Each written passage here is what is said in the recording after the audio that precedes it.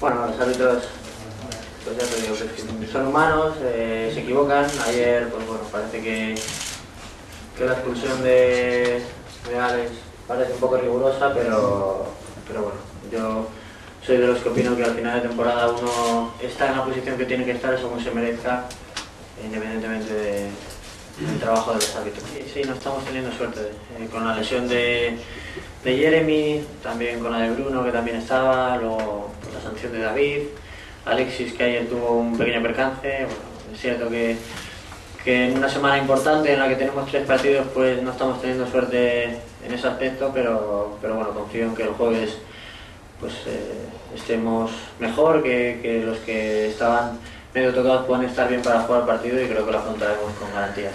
Sí, es una semana muy importante, con 3 partidos que el primero de ellos pues lo hemos solventado bien, con 3 puntos que nos hacen afianzarnos en esa tercera posición y también aumentar la distancia con los rivales que vienen por detrás.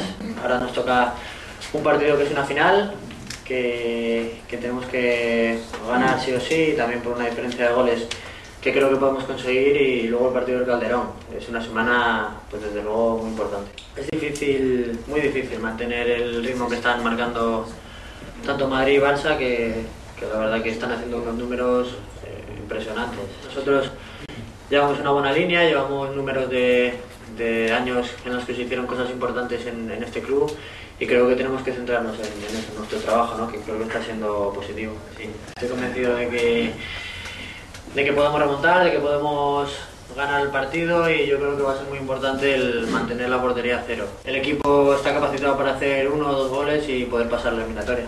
Nos ayudará mucho que el campo esté como ayer, que nos anime como ayer, y yo creo que va a estar lleno. La afición, como nosotros, tiene muchas ganas de pasar esta eliminatoria, la ve posible, y creo que va a estar ahí apoyándonos para que así sea.